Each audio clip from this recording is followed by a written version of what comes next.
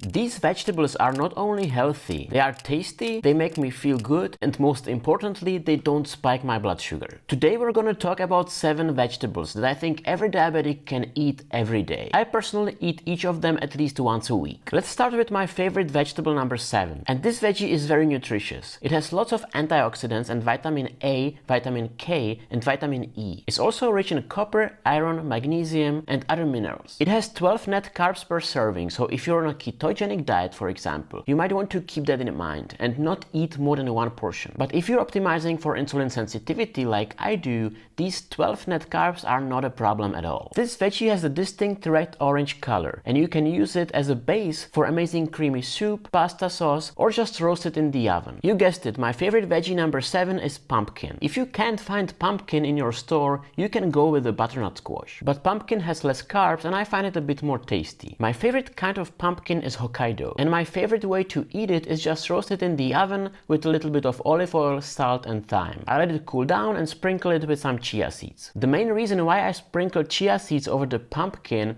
is to slow down the blood sugar spike. Chia seeds are loaded with fiber, and fiber slows down digestion, which is what I want as a diabetic, because that slows down that blood sugar spike as well. By the way, the seeds of pumpkin are another diabetic superfood, but more about that in another video. Moving on to my favorite veggie number 6. The main reason why I love this one is that it's so versatile. You can add it to almost any meal and instantly make it healthier. This veggie is not as nutritious as pumpkin, but despite that it's rich in antioxidants, vitamin A and C, manganese, potassium, and many other vitamins and minerals. You absolutely don't need to worry about this veggie spiking your blood sugar, because it has less than 1 net carb per serving. It also has less than 1 gram of fat and less than 1 gram of protein. And with only 17 calories per serving, it's a perfect candidate to be added to your menu if you're trying to lose weight. And yes, my favorite veggie number 6 is zucchini. My favorite way to eat zucchini not so long ago was to add them as one of my main ingredients to my chicken zucchini meatballs. You can still find that recipe in one of my earlier videos on this channel. But these days I'm mostly eating plant-based meals, and I add zucchini to different soups, plant-based stews, plant-based meatballs, and other meals. Zucchini don't have a strong taste, so you can add them to almost anything. It's a simple trick to make any meal healthier and less calorie rich. Or you can simply roast them in the oven with a bit of olive oil and herbs. It's so good. But moving on to my favorite veggie number 5. We already have pumpkin, which is orange, zucchini, which is green, so we need to eat something red and yellow. Because what I'm going for here is diversity. I want to have the rainbow on my plate. Different colored plants are linked to higher levels of specific nutrients and specific health benefits. And I want a balanced, nutritious diet, so variety of colors is very important to me. My favorite veggie number 5 has a delicious sweet taste, but not a lot of sugar, only 4 net carbs per serving. Plus it's super tasty, very refreshing, and full of vitamins and antioxidants. And you can use it in so many meals. I'll have a few ideas for you right here in a minute. You probably figured out by now. My favorite veggie number 5 is of course bell pepper. One thing to watch out with bell peppers is that although one portion only have 4 net carbs, these are mostly sugars, so they can spike your blood sugar quite a bit if you eat a lot of bell peppers. But my favorite way to eat peppers is to add them to a plant-based bean chili or this homemade quinoa salad, which I showed in one of my previous videos. From my experience, when you combine bell peppers with beans,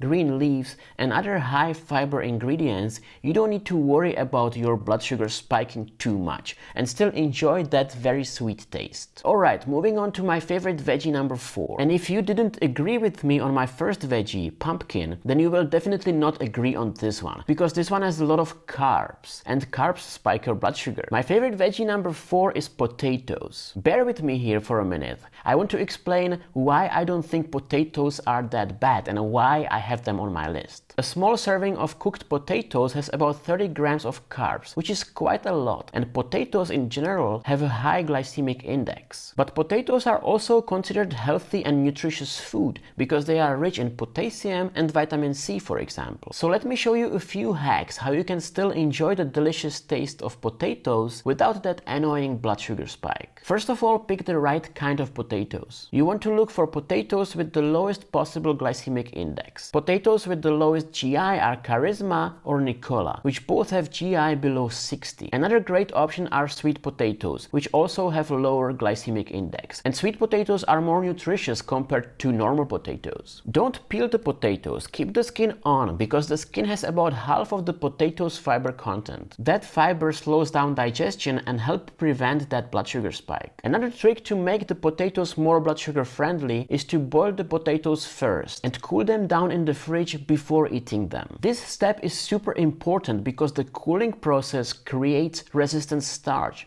and resistant starch is very similar to fiber. It's something that slows the digestion of those carbs in the potatoes. My absolute favorite way to eat cold potatoes is to make a potato salad. Mix the potatoes with green onions, extra virgin olive oil, Dijon mustard, vinegar, fresh parsley, salt and pepper, and it's done. And if you want to be a bit weird like me, you can even sprinkle in some chia seeds for more fiber. Next up, my favorite veggie number 3. This one is an absolute classic and a great option for both low carb eaters and whole food plant-based eaters. This one is for everybody. A cup of this green vegetable has only 3.5 net carbs. It also has 2.5 grams of protein, 2.5 grams of fiber, and with only 31 calories, it's again a great option for anyone who is trying to lose or maintain their weight. This veggie is literally loaded with vitamin C, vitamin K, and contains a long list of other vitamins and minerals. You can see all of them on the screen right now. You guessed it right, my favorite veggie number 3 is broccoli. And if you don't like broccoli, or if you can't find it in your store on the day when you are shopping, you can go for cauliflower. These two have very similar quantities. I personally go for broccoli because I'm going for that rainbow. And cauliflower doesn't have much color. You can blanch broccoli in boiling water just for a couple minutes and serve as a side dish. But my absolute favorite way to eat broccoli is to make a creamy, healthy broccoli soup. To make it, you just boil your broccoli florets in salty water for about 10 minutes. Move the soup to the blender and mix it to a puree. To finish this amazing soup, just add a cup or two of warm almond milk and a generous amount of extra virgin olive oil. Stir everything together and it's done. So simple to make, so delicious, and absolutely no blood sugar spike from that soup. You should definitely try this one out if you like broccoli. Now I have a feeling that my favorite veggie number 2 is going to be another controversial one. I'll tell you why in a minute, but first let's talk about why I love it so much. This one is very nutritious. You only need to eat a little bit of it and you get a lot of good stuff in your body. There have been studies done that showed that this veggie can boost your immune system and you will be sick less often. It contains vitamin C, vitamin B6, selenium, manganese, and other beneficial components. This veggie is very aromatic and you can use it to boost the taste of many meals without adding anything unhealthy. If you're guessing that my favorite veggie number 2 is garlic, you are correct.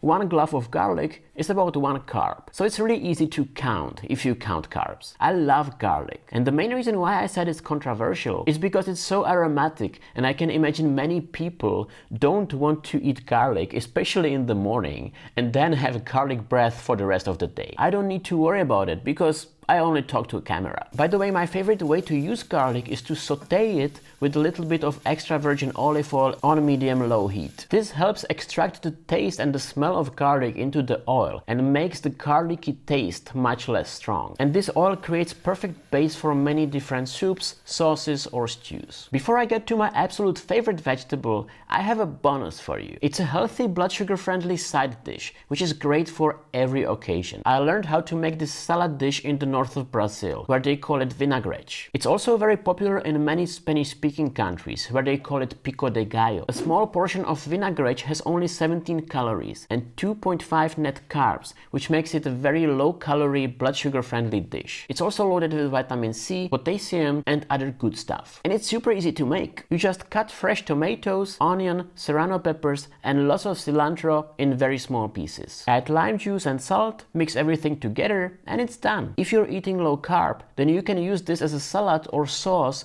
with the barbecue or grilled meat of any kind. And if you eat whole foods plant-based like me, it's just a great all-around side dish. And I always have a big bowl of vinaigrette in my fridge. You can mix it with cooked quinoa, corn, avocado, beans. You can create so many salad options from vinaigrette. Now moving on to my favorite vegetable of them all. And if you watched my channel before, you probably know what it is, because it's the only vegetable that I included on my 7 diabetes superfoods list. If you haven't watched my diabetes superfoods video, or if you forgot what that vegetable mentioned there was, just click here and watch it again. Some more awesome blood sugar friendly options are waiting for you in that video. I will see you there. Ciao.